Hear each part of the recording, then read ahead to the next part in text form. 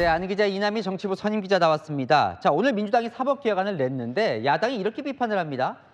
대법원을 대통령의 노후 사법보험기관으로 만들었다. 이게 무슨 말입니까? 자, 오늘 민주당이 낸 대법관 증언안, 이 대통령의 퇴임 후 사법 리스크를 대비한 장기적인 보석이란 주장인데요. 자, 이재명 대통령 임기는 2030년까지입니다. 민주당이 현행 14명인 대법관을요, 연 4명씩 3년간 총 12명 늘려서 2029년까지 26명으로 만든다는 거예요. 이 가운데 이 대통령이 22명을 임명한다는 겁니다. 현재 보면 14명 중 10명이 윤석열 정부 때 임명이 됐는데 26명까지 확 늘려서 대법관 절대 다수를 친여 성향 인사로 채울 거다. 이렇게 의심을 하는 겁니다. 근데 이게 왜 대통령 퇴임하고 어떻게 연결이 되는 거예요? 설명을 드리겠습니다. 이 대통령 임기 동안 현재 5개 재판이 중지가 돼 있잖아요.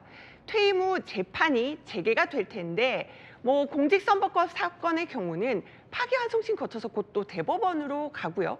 위증교사 사건도 2심 끝나면 곧 대법원 갑니다. 이런 사건들이요. 만약 1, 2심에서 유죄가 나오더라도 대법원에서 뒤바뀔 수 있도록 판짜는 게 아니냐 이렇게 의심을 하는 겁니다.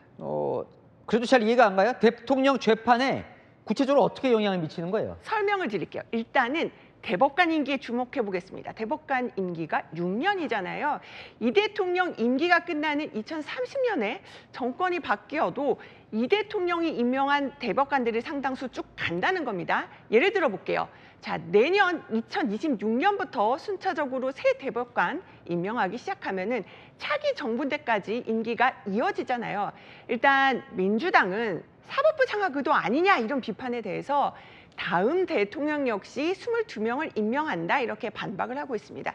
그러니까 현 정권과 차기 정권 균등하게 임명하는 구조다 이런 논리를 내세우고 있는데요.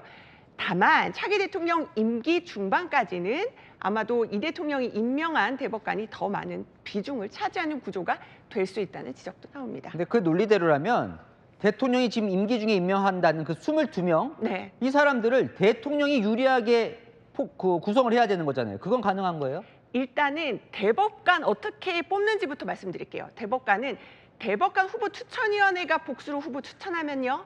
그다음에 대법원장이 후보를 선정해서 대통령이 임명을 하는 구조입니다.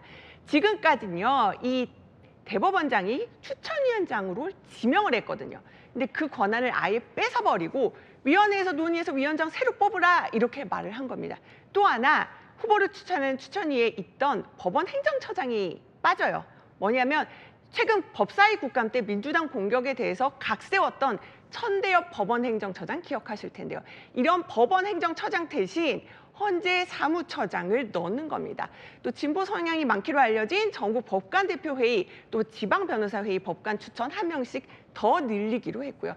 후보 추천 단계부터 대법원장 힘을 뺀 건데 복수 법조계 인사들 제가 물어봤거든요. 그런데 추천위부터 좀 민주당 입김이 작용할 가능성이 높아진 구조다 이렇게 반응을 하더라고요. 법원 반응은 어때요? 일단 오늘 공식 반응은 내지 않았습니다. 하지만 이렇게 대법관 확 늘리고 또 후보 추천위 구성 바꾸는 것 모두 사법부 독립을 훼손할 수 있다 이런 우려를 드러내고 있는데요.